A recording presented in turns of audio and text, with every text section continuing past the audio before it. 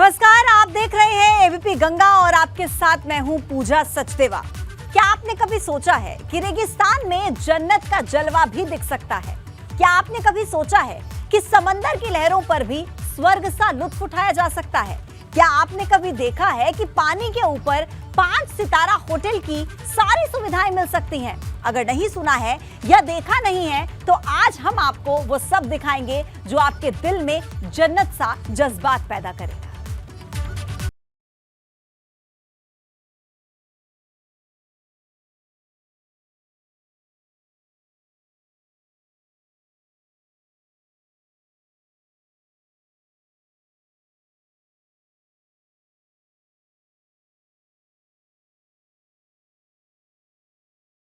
समंदर में जन्नत सा नजारा।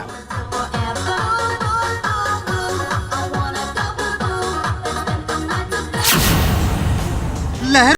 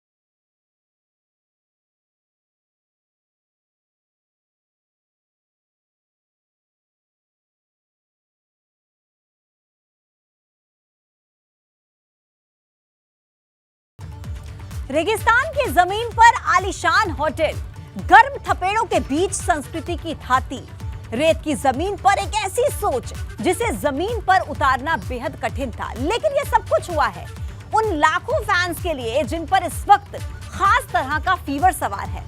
फुटबॉल के फैंस के लिए कतर ने बेहतरीन तरीके से शहर को सजाया है। गर्म रेत पर खास इंतजाम किए गए हैं। दूसरे देश से आए लोगों की हर सुख सुविधा का ऐसा ख्याल रखा गया है जो देखते ही बन रहा है।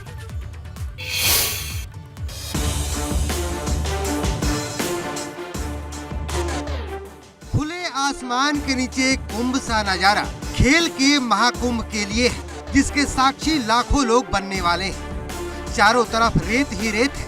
इसी बीच रोशनी से नहाता एक चकमकाता शहर, जिसे बेहतरीन ढंग से डिजाइन किया गया है। डेजर्ट पर डिजाइन की हुई इस खास सिटी की खासियत जानेंगे तो आप भी दांतों तले उंगली दबा लेंगे। धरती के सबसे गर्म देशों में शुमार कतर ने अपने फैंस के लिए करीने से शहर बसाया है। रेगिस्तान में शानदार होटल खड़ा किया गया है। होटल के कमरे के बाहर ग्लोब लाइटिंग और कमरे के भीतर आलीशान हाईटेक कमरे, जैसा कि आपको तस्वीरों में दिख भी रहा है। कालीन से लेकर बेड तक की मुकम्मल व्यवस्था है। कमरे में हर तरह की सुविधाएं हैं। कमरे की सफेद सजावट खूबसूरती में 4 चांद लगा रही है। Of course, it's our dream to dream come true, and we are very excited to have the fans here in Qatar, especially here where we are in the desert, to experience the nature, to see the richness in the cultural sites and the protected areas, which Sea Lion is one of them. इस tent city में सिर्फ आलीशान hi tech कमरे ही नहीं है, बल्कि संस्कृति की झलकियां भी हैं। अब इस टेंट को देखिए। पारंपरिक तरीके से बने इस टेंट में तकरीबन 15 कमरे बनाए गए हैं, जिसमें रानी और राजा आकार का बिस्तर भी मौजूद है। चारों तरफ रेत से घिरे इस डेजर्ट ग्रुप को अल बरारी ग्रुप ऑफ होटल्स ने तैयार किया है, जिसे दिन रात की मेहनत से तैयार किया गया है। This has come not overnight. There's been a lot of efforts to make the country developed and prosper. Nothing can be perfect, but for sure they have tried their best to do what they can with the resources they have. Hotel में शीशे से 32 कमरे तैयार किए गए हैं, जबकि 15 tent rooms हैं, जिनमें रात को ठहरने के लिए मेहमानों को $350 यानी भारतीय करेंसी के मुताबिक 29,000 रुपए खर्च करने पड़ेंगे। बाहर से सिर्फ टेंट सिटी की तरह दिखने वाले इस होटल के कमरों में टेंट के अंदर मेहमान नवाजी का पूरा ख्याल रखा गया है। हर तरह की टेबल कुर्सियां, ड्राइंग रूम, सब कुछ फैंस की सुविधाओं का ख्याल रखते हुए बनाया गया है। गर्मी को देखते हुए सभी कमरों में एसी का मुकम्मल इंतजाम है। रिजॉर्ट में लग्जरी रूम के अलावा रेगिस्तान में स्विमिंग पूल भी बनाया गया है, जो अपने आप में खास है। आपको ये जानकर हैरानी होगी कि रिजॉर्ट से इस्तेमाल के बाद निकलने वाले पानी को रिसाइकिल करके फिर से इस्तेमाल में लाया जाएगा। Water which is used by the guests will be recycled and then used for the irrigation purpose. So it's one closed cycle that we reduce water. But 28 lakh की आबादी वाले कतर में फुटबॉल वर्ल्ड कप के लिए 12 लाख से ज्यादा विदेशी fans पहुंचने वाले हैं। फैंस के लिए 1 लाख से ज्यादा होटल रूम बनाए गए हैं। जाहिर है 29 दिनों तक चलने वाले खेल के इस महाकुंभ को लेकर भव्य तैयारी की तस्वीरें फैंस के उत्साह को और बढ़ा रही हैं। Bureau report.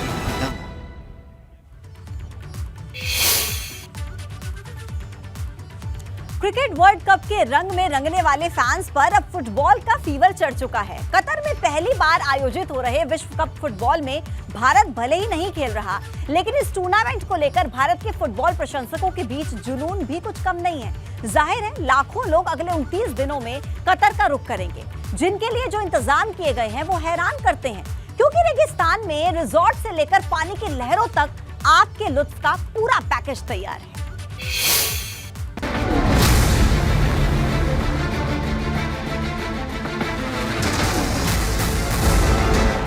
रेगिस्तान में जन्नत का जलवा, समंदर में स्वर्ग सा नजारा। रेगिस्तान पर रिजॉर्ट, समंदर की लहरों पर लग्जरी लाइफ।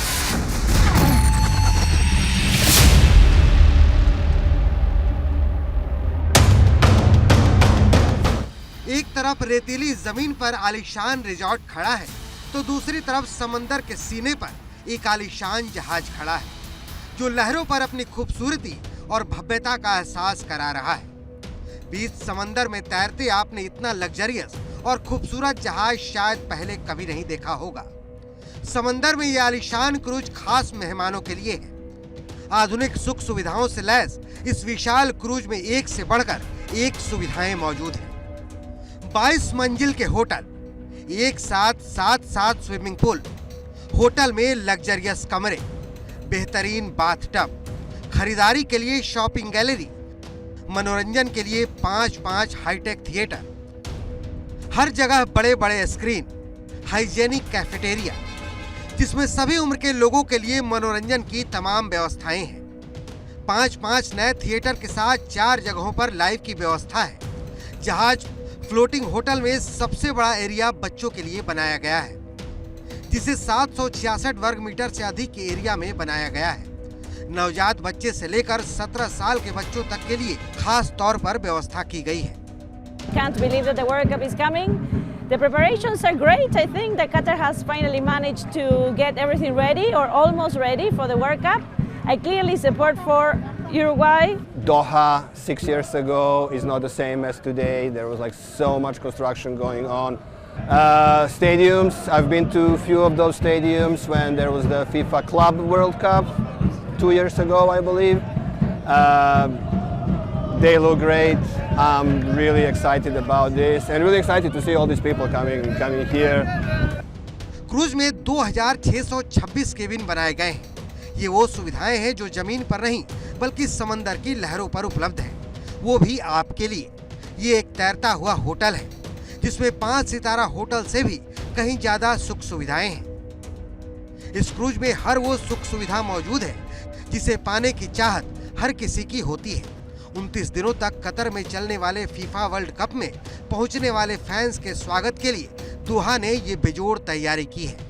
कतर आने वाले फैंस के शौक का ख्याल रखते हुए समंदर में ये क्रूज लाइनर मौजूद है। समंदर में तैरने वाले ये क्रूज एक नहीं है, बल्कि ऐसे 3 क्रूज लाइनर्स को लहरों पर खड़ा किया गया है। 3 क्रूज लाइनर्स की व्यवस्था होटल और शहरों में आवास पर दबाव को कम करने के लिए लाए गए हैं। फुटबॉल टूर्नामेंट के लिए देश में आने वाले लाखों लोगों के लिए ये क्रूज बनाए गए हैं। तस्वीरों में दिखने वाला जहाज, जिसका नाम है MSC वर्ल्ड यूरोपा, जो पानी में तैरकर फैंस की ख्वाहिशों को दरबदर कर रहा है। Bureau report, ABP Ganga.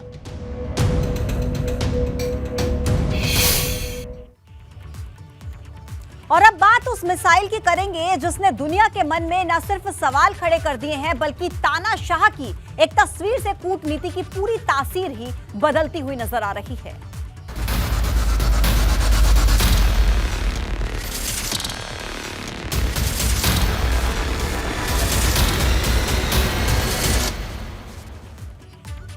उत्तर कोरिया के तानाशाह किम जोंग ने एक बार फिर से दुनिया को चौंका दिया है।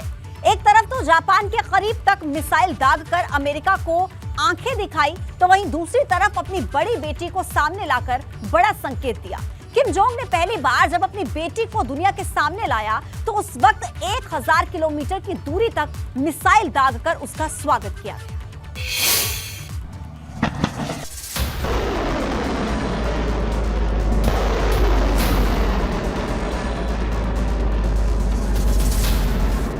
बटन दबा, मिसाइल फायर।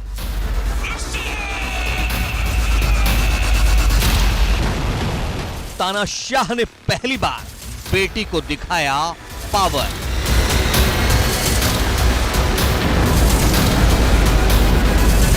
उत्तर कोरिया के तानाशाह किम जोंग उन ने न सिर्फ मिसाइल फायर की बल्कि पहली बार अपनी बेटी के साथ दिखाई दिया।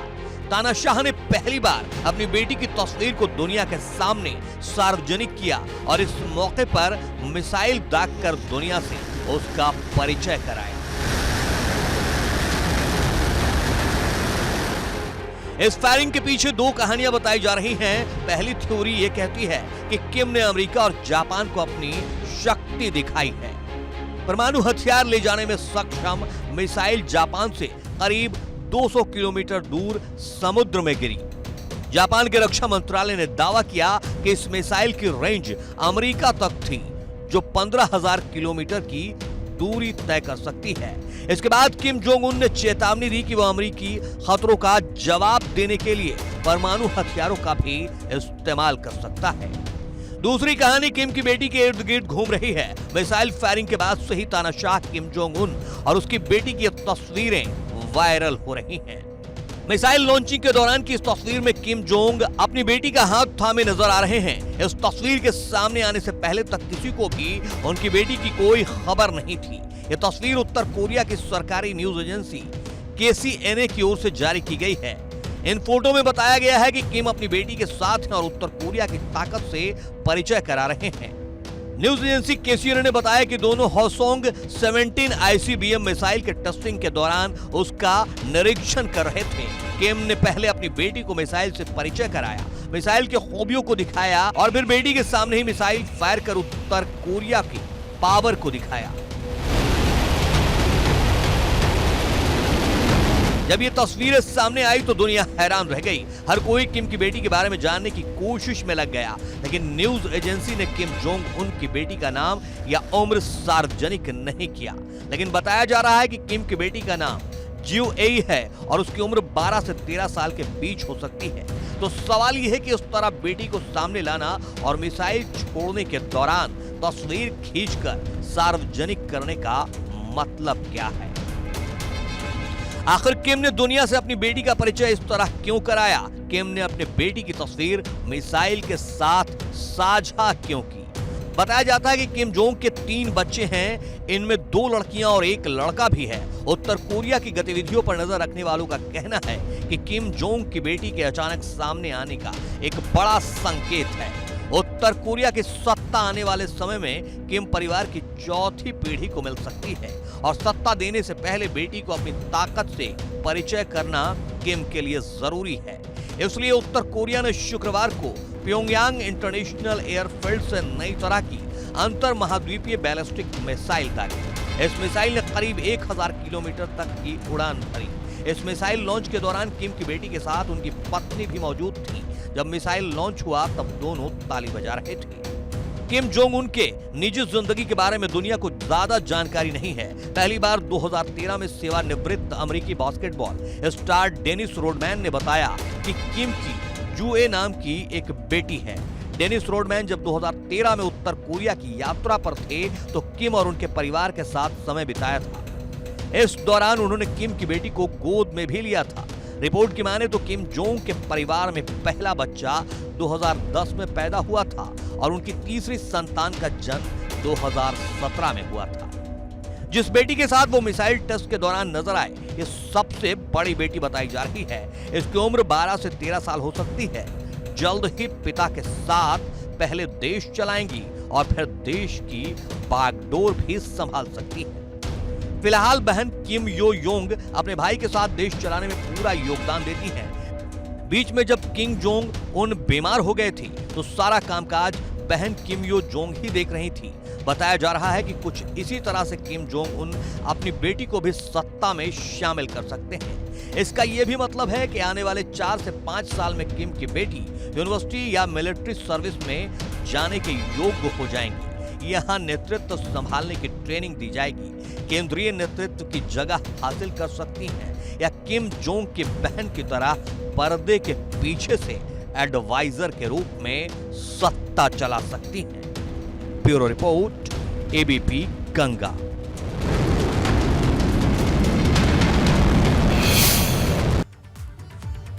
खबरों में अभी के लिए फिलहाल इतना ही।